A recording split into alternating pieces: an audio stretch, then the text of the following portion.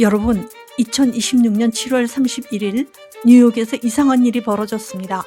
누군가가 엔화를 엄청난 규모로 사들이기 시작한 겁니다. 그리고 사흘 뒤 도쿄와 워싱턴이 동시에 발표합니다. 우리는 엔화 방어를 위해 외환시장에 개입했습니다. 무려 15년 만에 미일 공동 개입, 그리고 엔화를 사들이는 방향으로는 28년 만입니다. 미국이 왜 일본과 함께 이런 결정을 내렸을까? 겉으로는 일본을 돕는 것처럼 보이지만 그 이면에는 미국이 반드시 지키려 했던 것이 있었습니다. 그런데 시장은 정부와는 조금 다른 것을 바라보고 있었습니다. 이번 개입으로 엔화가 예상보다 빠르게 강해진다면 전 세계 금융시장에 쌓여있는 막대한 자금의 움직임이 달라질 수도 있기 때문입니다. 실제로 2024년 8월 이런 변화는 전 세계 증시를 뒤흔든 엔캐리 청산으로 이어진 적이 있습니다. 과연 이번 공동 개입은 무엇을 지키기 위한 결정이었을까요?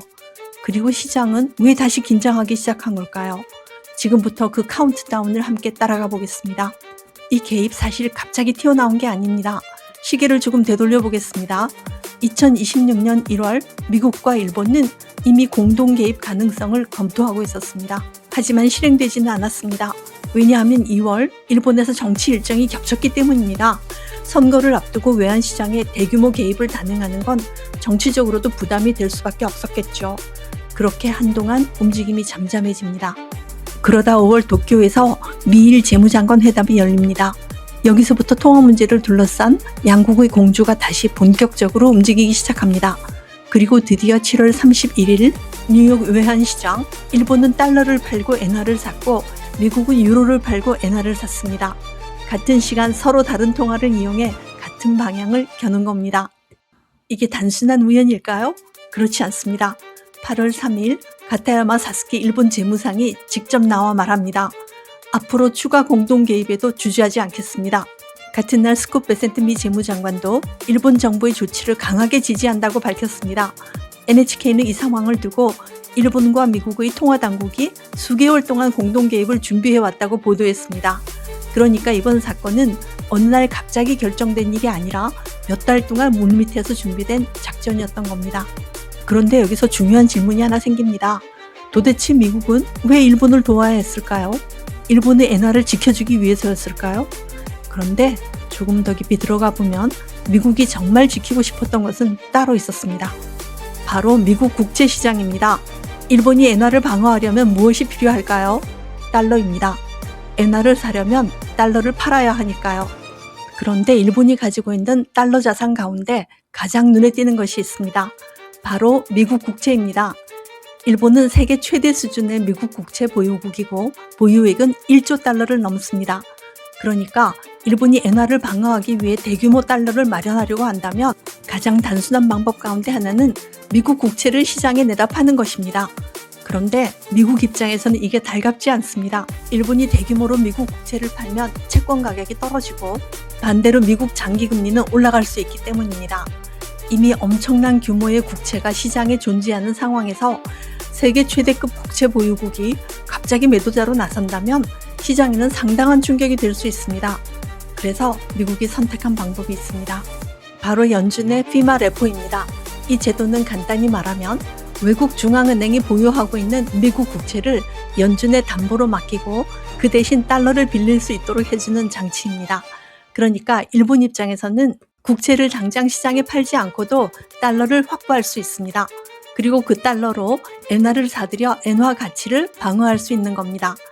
미국 입장에서 일본의 엔화 방어를 돕는 것은 단순히 일본을 구해주는 문제가 아닙니다. 미국 국채 시장의 충격을 피하는 일이기도 한 겁니다. 옥스퍼드 이코노믹스의 루이스 루 수석 이코노미스트도 미국의 조치가 일본을 위한 것만이 아니라 미국 스스로를 보호하는 성격이 강하다고 진단했습니다.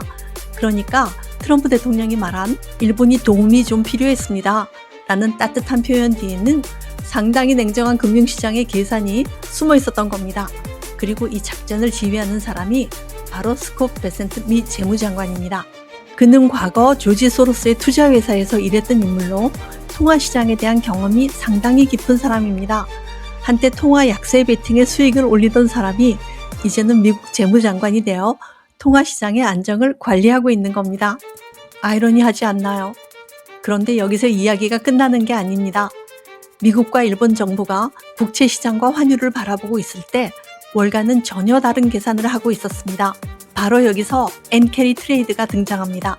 엔캐리 트레이드는 아주 간단하게 말하면 금리가 싼 엔화를 빌려 다른 자산에 투자하는 전략입니다. 일본에서 상대적으로 낮은 금리로 엔화를 빌립니다. 그리고 그 돈을 미국 국채나 주식, 신흥국 자산, 때로는 가상자산 같은 다른 투자처에 넣는 겁니다.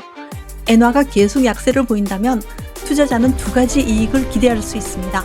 낮은 금리로 돈을 빌리는 효과, 그리고 투자한 자산에서 얻는 수익입니다. 그런데 문제가 하나 있습니다. 엔화가 갑자기 강해지면 계산이 뒤집힙니다. 빌린 엔화를 다시 갚아야 하는데 엔화 가치가 올라가면 갚아야 할 비용이 커지기 때문입니다. 그러면 투자자는 손실을 줄이기 위해 가지고 있던 자산을 팔고 그 돈으로 엔화를 사서 빚을 갚으려 할 수 있습니다. 그런데 이런 움직임이 한꺼번에 발생하면 어떻게 될까요? 엔화는 더 강해지고 미국 주식이나 다른 위험 자산에는 매도 압력이 커집니다. 바로 이것이 엔캐리 청산입니다. 그리고 시장이 이번 공동 개입을 주의 깊게 보는 이유가 여기에 있습니다. 정부가 엔화를 강하게 만들려고 개입하면 그 자체가 엔캐리 포지션을 흔드는 요인이 될 수 있기 때문입니다. 현재 시장에는 막대한 규모의 엔캐리 포지션이 존재하는 것으로 추정됩니다. 모건 스탠리는 그 규모를 약 5천억 달러 수준으로 추정하고 있습니다. 정확한 규모를 하나의 숫자로 확정할 수는 없지만 중요한 건 그 규모가 엄청나다는 사실입니다. 그리고 개입 하루 전인 7월 31일 미 재무부가 뉴욕 연방준비은행을 통해 주요 은행들의 엔화 시장 개입 가능성을 미리 알렸다는 보도도 나왔습니다. 시장에서는 이런 움직임을 레이트 체크라고 부릅니다. 실제로 시장에 들어가기 전에 주요 금융기관들과 시장 상황을 확인하는 겁니다. 쉽게 말하면 정부가 총을 쏘기 전에 먼저 총구를 보여준 셈입니다. 그런데도 시장의 베팅은 쉽게 꺾이지 않았습니다. 미국 상품선물거래위원회 자료를 보면 7월 28일 기준 엔화에 대한 투기적 순매도 포지션이 2조 엔을 넘는 수준으로 나타났습니다. 정부는 경고했습니다. 그런데 시장은 아직 완전히 물러서지 않았던 겁니다. 여기서 월가의 의견도 갈립니다. 한쪽에서는 이번 개입의 효과가 오래가지 못할 수 있다고 봅니다. 환율은 결국 금리 차이와 통화 정책의 영향을 크게 받기 때문입니다. 일본은행의 정책이 크게 바뀌지 않는다면 정부가 외환시장에 개입하는 것만으로 엔화의 장기적인 흐름을 완전히 바꾸기는 어렵다는 겁니다. 반대쪽에서는 이번 대응이 과거와는 다르다고 봅니다. 이번에는 미국과 일본이 공개적으로 공조하고 있고 시장에 사전에 신호를 보내고 있으며 미국 국채를 직접 매도하지 않고 달러를 확보할 수 있는 장치까지 마련되어 있기 때문입니다. 그러니까 이번에는 단순히 일본이 혼자 엔화를 방어하는 상황이 아니라는 겁니다. 미국까지 함께 움직이고 있습니다. 그런데 여기서 재미있는 일이 벌어집니다. 정부는 시장을 안정시키려고 움직였는데 그 움직임 자체가 오히려 시장에 새로운 질문을 던진 겁니다. 엔화가 정말 강해지는 것 아닌가? 그 순간 엔화를 약세로 보고 있던 투자자들의 계산이 흔들릴 수 있습니다. 그리고 그 영향은 엔화 하나에만 머물지 않습니다. 엔캐리 자금이 투자되어 있는 곳이 미국 주식일 수도 있고 신흥국 자산일 수도 있고 가상자산일 수도 있습니다. 그래서 엔화의 방향이 바뀌면 글로벌 자금의 흐름 자체가 흔들릴 수 있는 겁니다. 그런데 이런 일이 정말 가능할까요? 과거에 이미 비슷한 일이 있었습니다. 바로 2024년 8월입니다. 2024년 8월 5일 전 세계 금융시장이 충격에 빠졌습니다. 일본의 니케이 지수는 하루 만에 12% 넘게 폭락했습니다. 한국 코스피도 장중 급락하며 서킷 브레이커가 발동됐고 결국 하루 동안 8% 넘게 떨어졌습니다. 미국 시장에서는 공포지수로 불리는 빅스가 급등했습니다. 그날 시장을 뒤흔든 여러 요인 가운데 하나가 바로 엔캐리 트레이드의 급격한 청산이었습니다. 엔화가 강해지면서 그동안 엔화를 빌려 위험 자산에 투자했던 포지션이 흔들렸고 투자자들이 동시에 포지션을 줄이면서 시장의 변동성이 폭발적으로 커졌던 겁니다. 그렇다면 2026년은 어떨까요? 비슷한 점도 있습니다.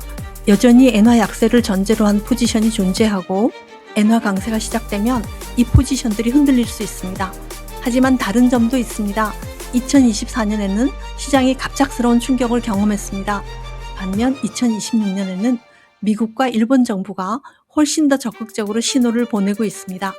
공동 개입 가능성을 시장에 알리고 실제로 공동 개입을 단행하고 미국 국채를 직접 시장에 던지지 않고 달러를 확보할 수 있는 구조까지 준비했습니다. 말하자면 이번에는 준비된 방어입니다. 하지만 그렇다고 위험이 사라진 것은 아닙니다. 엔화가 예상보다 빠르게 강해진다면 엔캐리 포지션의 일부가 청산될 가능성은 여전히 존재합니다. 그러니까 이번 상황은 2024년의 단순한 반복이라기보다는 같은 도화선의 이번에는 다른 방식으로 불을 끄려는 상황에 가깝습니다. 미국과 일본은 지금 금융시장을 안정시키기 위해 움직이고 있습니다. 미국은 일본이 국채를 대량으로 매도하지 않도록 달러를 공급할 수 있는 길을 열어주고 일본은 그 달러로 엔화를 사들여 엔화 가치를 방어합니다. 미국의 계산은 분명합니다. 일본을 돕는 동시에 미국 국채 시장을 지키는 것. 하지만 시장의 계산은 또 다릅니다. 엔화가 강해지면 엔캐리 포지션은 어떻게 될 것인가? 바로 이 두 개의 계산이 지금 충돌하고 있습니다. 그리고 여기서 우리가 주목해야 할 것은 단순히 엔화가 얼마까지 올라가느냐가 아닙니다. 엔화가 움직이기 시작했을 때 그동안 엔화를 빌려 전 세계에 투자된 돈이 얼마나 빠르게 움직이느냐입니다.